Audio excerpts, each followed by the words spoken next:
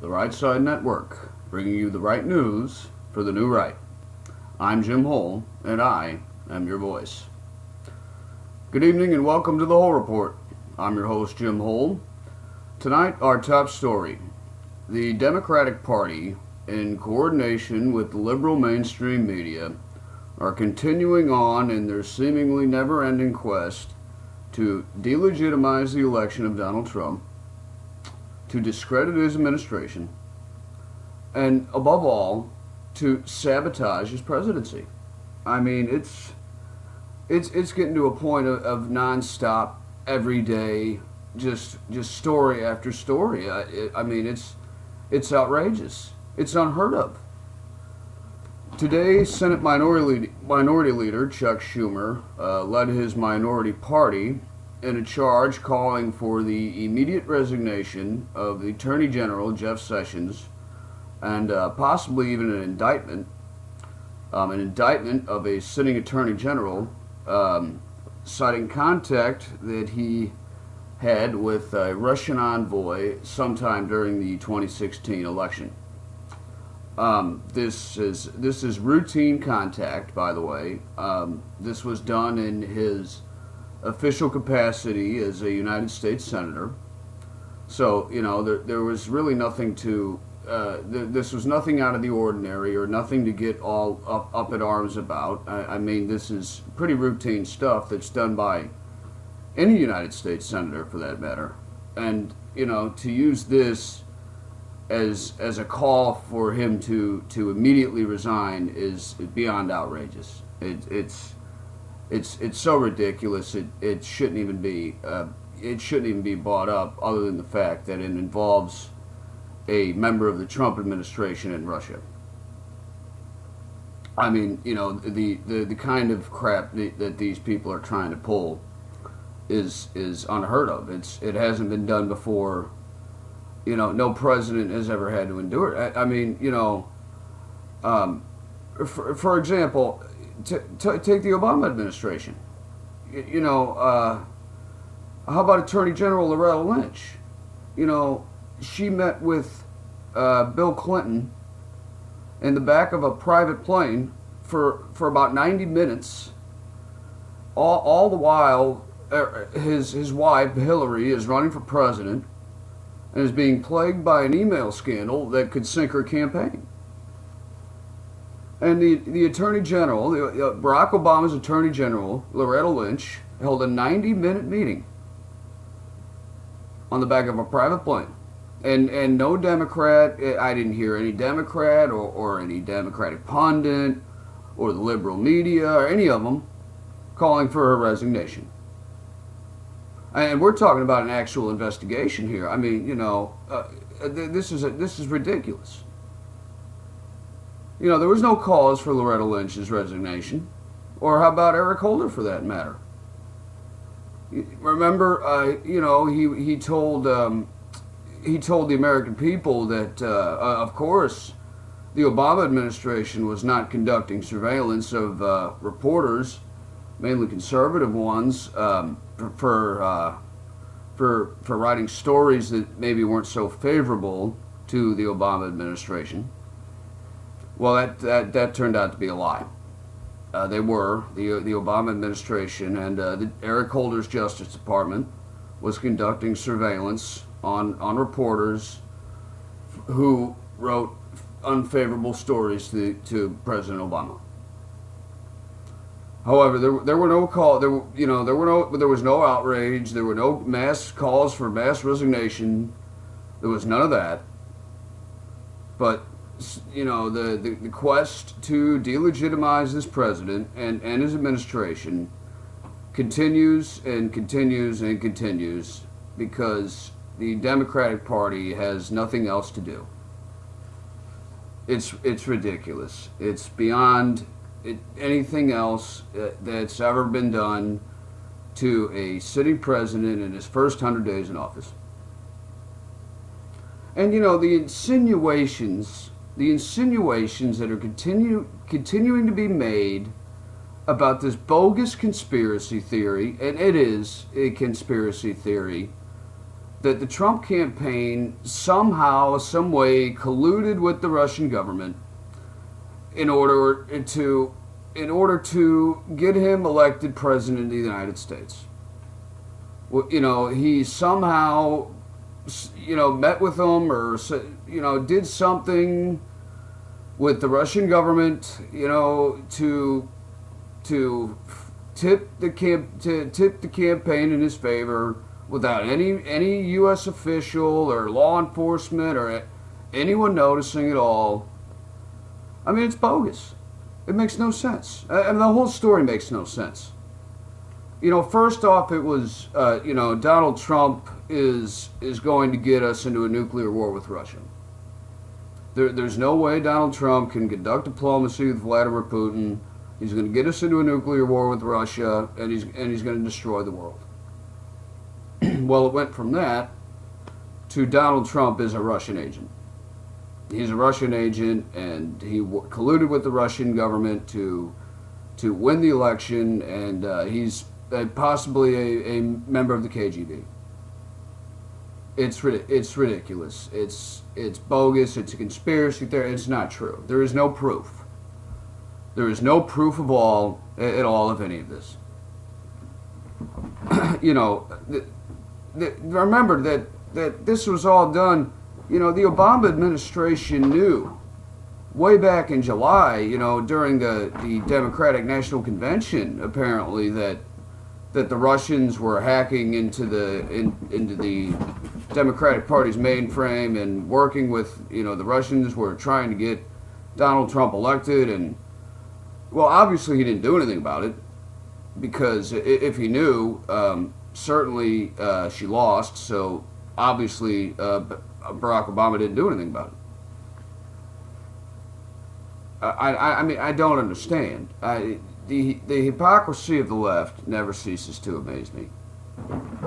Obama knew, apparently he knew since July that this was going on, and he didn't do anything about it. Now they're all complaining, and anytime anyone in the Trump administration had any contact with Russia, it's a big deal, and is grounds for a criminal investigation. It's ridiculous, folks. It really is. Chuck Schumer, to Nancy Pelosi, who today called the Attorney General of the United States a liar. You got Al Franken, who has pretty much called for every member of the Trump administration to resign at this point, or even be prosecuted. You have Claire McCaskill coming out today saying that she never, ever had any contact with the Russian ambassador or any member of the Russian government. Well, that turned out to be a lie, because a photo and tweets were later uncovered showing her having meetings with the Russian ambassador. So these allegations are completely and totally unfounded. There's absolutely no proof.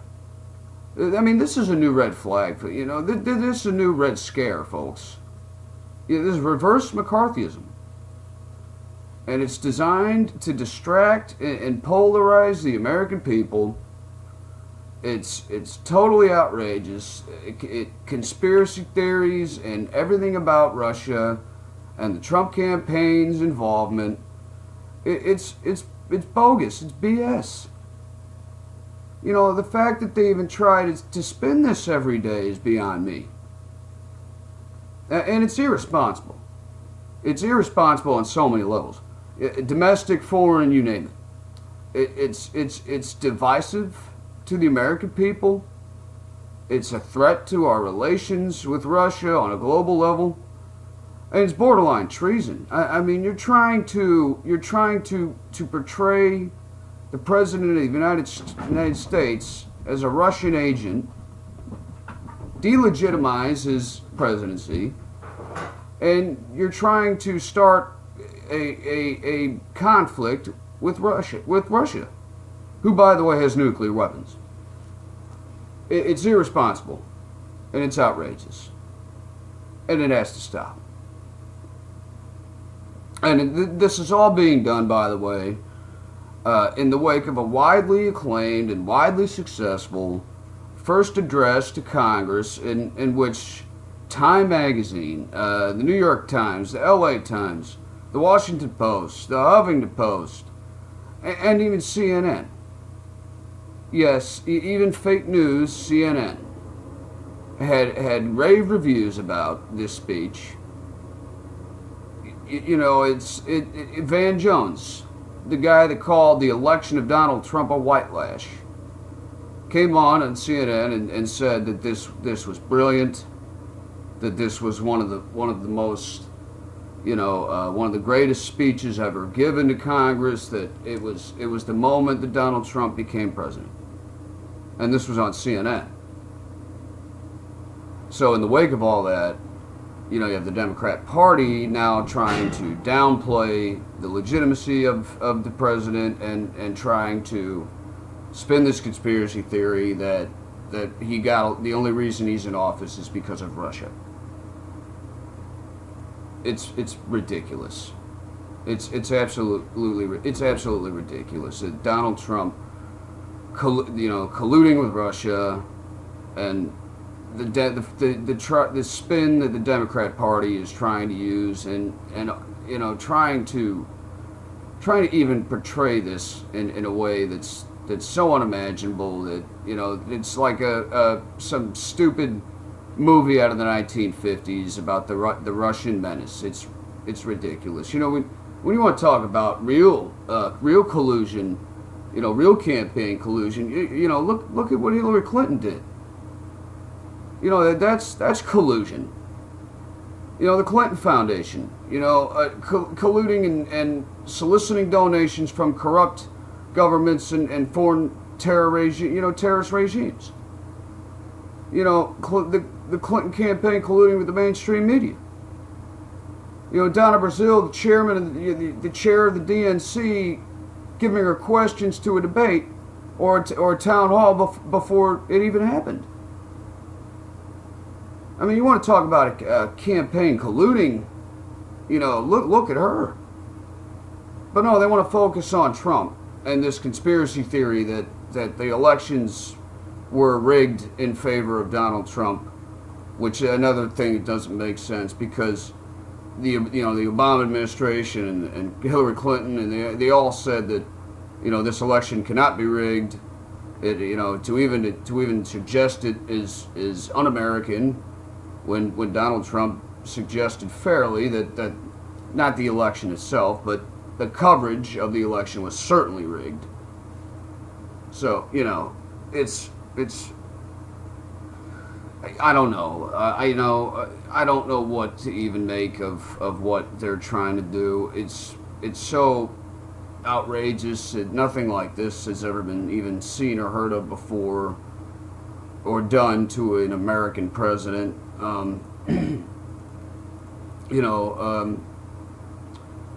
It's really something. It's something, the day and age we're living in. You also had the shameful and disgusting display by the liberal mainstream media questioning the validity of the standing ovation received by the widow of a fallen hero, Navy SEAL Ryan Owens. In the wake of Trump's widely acclaimed and successful speech. So you have the widow of a fallen soldier, and you have all these people in left-wing media organizations, and not even just left-wing. They're calling her a prop. They're saying that some poor woman, that she was in on it, that her judgment was clouded by her grief, that she was used as a pawn. The divisive rhetoric that's being spewed by these morons like Michael Moore or Chris Matthews or Rachel Maddow and others. I mean, it's disgusting. And it's wrong. There was a beautiful moment, and it was a moment where the widow of a fallen hero got a standing ovation in our nation's capital, and the world's eyes were on her. and they try to spin it, try to turn that on Donald Trump, use that against him, is wrong. And like I've said in the past, you could add that to the list of things that they should be ashamed of. I mean, that's ridiculous. Trying to spin that as some sort of game played by Donald Trump is outrageous, and that would have never been done to Barack Obama. So you see what we have, folks. I mean, it's biased. It's biased. It's blatant. It's so blatant that everyone can see it. They don't even try to hide it anymore. Their hatred and their disdain for our president, and it's gotten to a point where it's every day and nonstop, and it's going to backfire on them. In other news, we have on the Iran deal, the President Trump, in coordination with Secretary of State Rex Tillerson, has vowed to completely reevaluate all aspects of the Obama administration's Iran deal. The deal that appeased a terrorist regime. It is a deal that's pretty much taken as a complete joke by a nation that routinely chants things like death to America, death to the West. They routinely threaten to wipe Israel off the face of the earth. And then the Obama administration goes over and makes a deal with them to, give them money in exchange for their promise that they won't build a nuclear weapon, which they've pretty much violated every aspect of that deal. It needs to be reevaluated. I think certain aspects of it certainly need to be reworked, and it needs to be taken seriously. I mean, if you're going to have a deal involving nuclear capabilities with that nation, you better dang well be sure that they're going to take it seriously, and they're not. And they've had missile tests. They've had blatant, in plain view tests of long range weapons and enriching uranium and all that. So, in my opinion, that whole deal needs to be reworked, and I'm glad to hear that they're going to be looking to do that. You also have North Korea. And North Korea is actually being called the number one threat that the United States currently faces. They also routinely threaten their neighbors, South Korea and the United States. They have nuclear ambitions. The real key to North Korea is going to be China. China really is the one that holds all the keys to that, because they control North Korea, and North Korea relies on China. And it's good to see, I believe, today that China has opened sanctions against North Korea. They're trying to get them to calm down, hopefully. So that's a threat that hopefully that the Chinese will take seriously. It seems like they are, and they're trying to kind of stave them off. So China has opened sanctions against North Korea. Apparently, that's good news.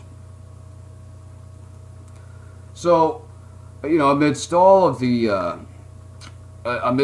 conspiratorial Russian stuff, and all of the witch hunt that is going on against the Trump administration, trying to delegitimize and sabotage his presidency. Folks, the kind of rhetoric, the fake news, the lies, the allegations that are being made about the President of the United States is unheard of. I mean, no president has ever faced this kind of scrutiny and blatant media bias by people and publications, and so who are so biased they just admit it. I mean, the New York Times, the Washington Post, both of them. The Washington Post, their motto and their goal Both of them, the New York Times and the Washington Post, their stated goal was to prevent him from being elected. That's how biased they were. They made it their mission. Their editors-in-chief admitted it. That their goal was to prevent the election of Donald Trump. And now you have these publications, and they're trying to they've tried to discredit him Donald Trump. They've tried to discredit him from day one of his candidacy. Their mission was to ensure he wasn't elected. The Washington Post's new slogan, or whatever the hell that is what is it? Democracy dies in darkness. And this is after they ran an entire paragraph on the bottom of every story they ever ran about him, saying how much of a racist he is and how he's unfit to be president. You know, it's so, the hypocrisy and the bias and all of it, it never ceases to amaze me. And yet it's starting to, because this is stuff that has never been seen or heard before. And it's going to backfire. You know, it's failing already. You know, but it's dangerous. It's dangerous. It emboldens the far left hate groups and terrorist organizations such as Antifa. You know, these people that go out and start riots and throw rocks at the police and started riots during the inauguration and at UC Berkeley, and every time there's some protest, they're the ones that are starting the trouble. They claim to be anti-fascist, and yet they're the biggest fascists themselves. You know, so it's backfiring on them. The American, you know, average Americans can see right through this BS. The approval ratings of the mainstream media are below 30%. Below 30%. More people. There was a poll done before the election. More people believe in Bigfoot than believe in the mainstream media. So it's either they knock off the BS and start reporting fairly, or they're going to fight a war that they're going to lose. Mark my words. So, you know, we need to start having some unity in the United States, and the media has a lot to do with that. And Donald Trump called for unity in his address to the joint session of Congress. He was the one calling for unity. And the question is, will they? When will they start calling for unity? Or are they going to continue on in their never-ending quest to destroy the presidency of Donald Trump and delegitimize his administration and sabotage his presidency? So either they knock it off, or they're going to fight a war they're going to lose, or we could start having unity. So that's about all the time we have for the Hoel Report. Thank you for joining us. Thursday, March 2nd edition for the Right Side Network. I'm Jim Hoel, and I am your voice. Thank you, and good night.